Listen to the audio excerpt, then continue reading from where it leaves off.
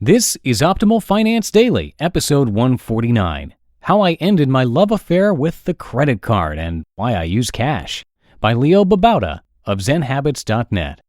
Get ready to maximize your potential with Optimal Finance Daily, the podcast that brings you the best content in personal finance 5 days a week. Your optimal life awaits. Now here's your host, Dan Warren.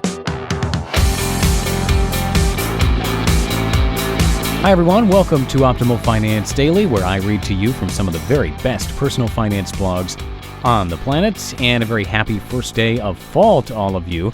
And today, once again, I'm very happy to report that this episode is being sponsored by FreshBooks. They've made creating and sending invoices a breeze, along with many other features for small business owners and freelancers.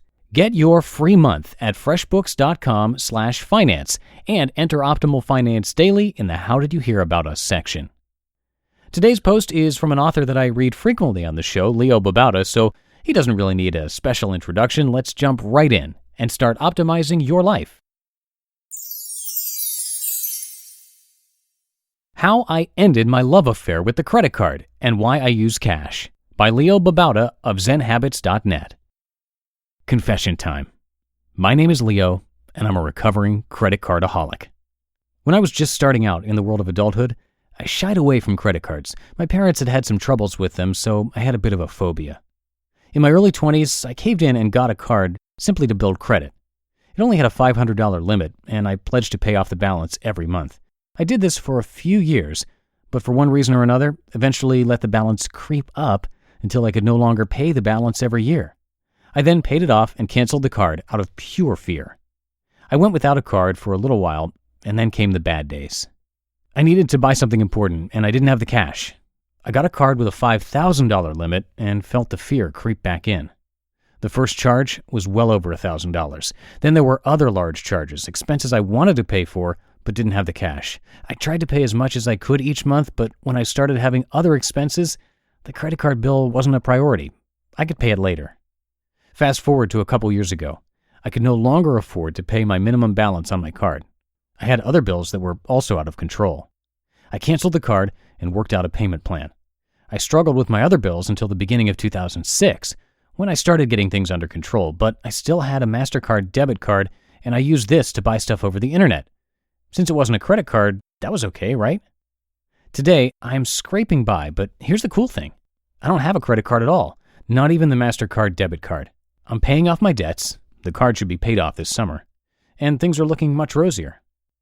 My recommendation: if you have problems paying off a card's balance each month and have a hard time resisting impulse purchases, cancel your credit card. Today. They are a plague. This point can be debated ad nauseum, so I'll just say this. Do what works for you, but be very careful with credit cards. They are dangerous and have caused many financial wrecks for many families. The best policy for many people, and you may differ, is to go without a card for as long as possible. But how do I live without a credit card? Here's how. 1. I pay my bills online or through automatic deduction. It's simple, convenient, and automatic. Hey, presto. 2. I use cash for everything else. Everything else? Pretty much. Once in a while, I'll write a check or use my debit card. It doesn't have a credit card label on it, so I can't use it online. But those occasions are rare. I withdraw cash for groceries, gas, and spending. What about online purchases? Exactamundo! You've hit the nail on the head.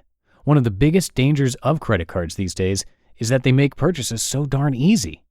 Doing some research on how to pay off your debt? Hey, there's a great book about it by Dave Ramsey. One click, and it's headed to my door. Credit cards allow you to buy stuff, anything really, without having to think about it, and that's dangerous. So if I really need to buy something online, I might ask a relative to order it for me and give them cash. Obviously, this is inconvenient, and you don't want to do this too often and wear out your welcome, which is why it works. Before I canceled my MasterCard debit card last year, about 4 months ago, I bought stuff online at the rate of about 2 things a week. Not exactly a spending spree, but it adds up to a lot over the course of a year. In the last 4 months, I think I've ordered 1 item, a reduction of nearly 95% of my online discretionary spending. I could also pay using PayPal or similar methods, but I haven't yet.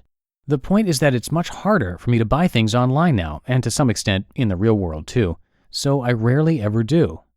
While we might think that buying things online is necessary, in almost every case it's not.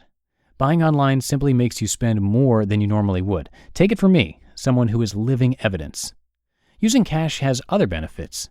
I can see at a glance, looking in my envelopes for each cash spending category, how much I have left in that budget category. That's hard to do when you're using a credit card. Sure, you could check your balance online, but most people never do this.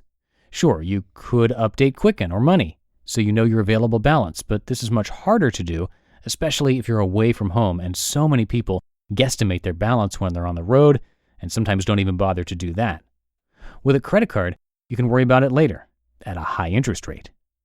This has been a hot topic in the last month or so on personal finance blogs, with people weighing in on both sides.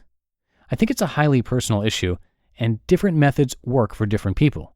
See posts on this topic from Get Rich Slowly, No Credit Needed, and Digerati Life. All good posts. You just listened to the post titled How I Ended My Love Affair with the Credit Card and Why I Use Cash by Leo Babauta of Zen Habits.net. Now, I have to mention that this post was written on February 21st, 2007. It's pretty rare that I read posts about money that actually date themselves, but this one did a little bit when Leo mentioned that using finance software is hard to use because you can't keep track of your money while you're on the go. Well, of course, now almost 10 years later, that's completely changed with the smartphone.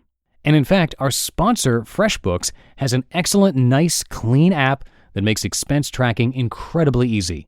You can even snap pictures of your receipts and have them organized for you.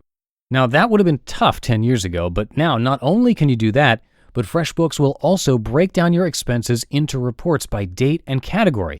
And if you don't want to bother with receipts at all, you can simply enter transactions. Just fill in the date, category, which they've already created for you, so it's super easy, amount, and who you paid, and you're all set.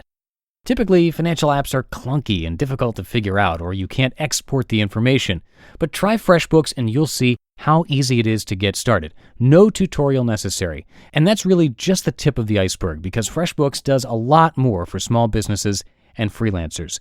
Come by freshbooks.com/finance and check it out. You don't need a credit card to get started, and you can try all these features out free for 1 month. So again, visit freshbooks.com/finance and simply enter Optimal Finance Daily in the How Did You Hear About Us section. And I'm going to leave it at that for today. I'll see you in the Big Friday Show, episode 150, where your optimal life awaits.